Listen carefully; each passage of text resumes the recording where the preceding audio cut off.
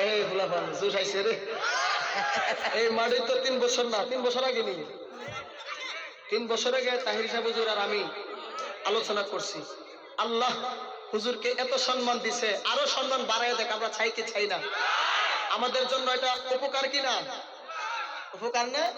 যদি না তুই ফুলাফান ধরে গাঁটটি গুট্টি টানায় একবারে সর্বনাশ করলে বুঝলেন? আসেন, অনেক ফায়দা আছে, অনেক ফায়দা আছে। আসেন আসেন, খাইবেন আর ঘুমাইবেন। আসেন, ফাঁক দিয়া সবকিছু ঠিক করে ইমানদারে চুরি করে নিয়ে যাই।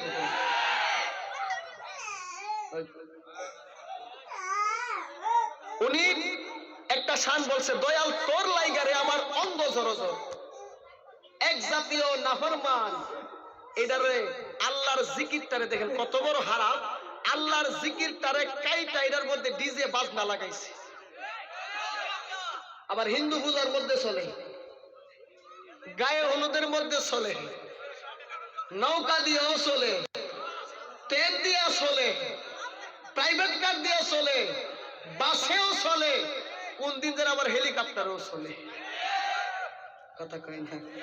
সর্বদিন আইসা করছে। আচ্ছা বলেন তো, আল্লাহর নামটারে যেই ব্যক্তি কাইটা দিতে পারে, এটা কি ভালো মানুষ? জোরে বলেন, ভালো মানুষ? আবার এর চাইতে আরো বেশি ভালো মানুষ আমাদের সমাজে আছে, কিছু কিছু কলেজের মাইয়ারা। আমি প্রমাণ ছাড়া কথা বলি না।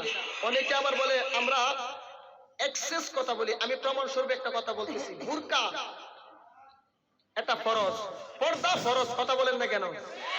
পর্দা করা ফরজ না?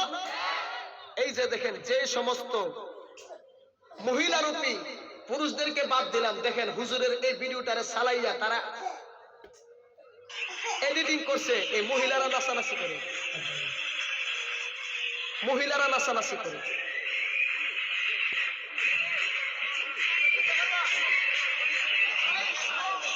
এই যে বুরকা লাগাইয়া তারা এই কাজটা করছে।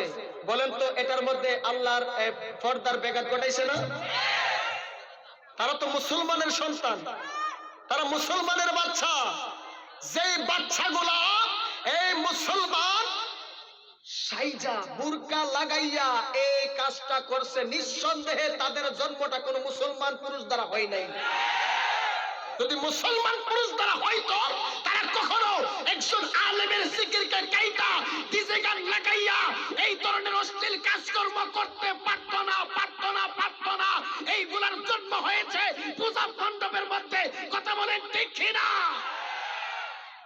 তাহিরি হুজুর যদি ডিজে গান নিজে এটা লাগাইতো, এক কথা ছিল, তুমি আল্লাহর জিকির কাইটা ডিজে গান লাগাইছো, দুনিয়ার কোন মানুষ তোমার বিচার করুক বা নাই করুক, একদিন জবাব দিতে হবে আল্লাহ। ঠিক কিনা?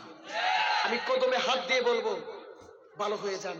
ভালো হইতে টাকা পয়সা লাগে না, খারাপ হইতে গেলে টাকা পয়সা লাগে। কারণ ইয়াবা ট্যাবলেট খাওয়ান লাগে, গাঞ্জা, মদ, সিগারেট, বিড়ি ইত্যাদি ইত্যাদি। ঠিক কিনা? মনে করতেছে একজন আলেমের বিষয়টা নিয়ে ট্রল করলে মনে হয় ওনার পচাই দিবে। না, তুমি পচাইতে গিয়া মুসলিম ধর্মটাকে ইহুদি খ্রিস্টানদের কাছে ছোট করে দিতেছো। আমাদের মধ্যে কিছু কিছু আলেম আছে, আমাদের মধ্যে কয়েকটি মাসালার ইখতিলাফ আছে, আবার আমরা কথার মাধ্যমে সমাধান করে নিব। কিন্তু তোমরা কারা এই যে মুসলমানের লেবাস লাগাইয়া মুসলমানদের কলঙ্ক করতেছো? আমি তাহলে প্রমাণ পেয়ে গেলাম। একটা ঘটনা আপনারা জানেন কিনা? বাদশাহ নুরউদ্দিন জঙ্গির আমলে দয়াল নবী পাকের লাশ মুবারক চুরি করতে আসছিল। যে চুরি করতে আসছিল বেশ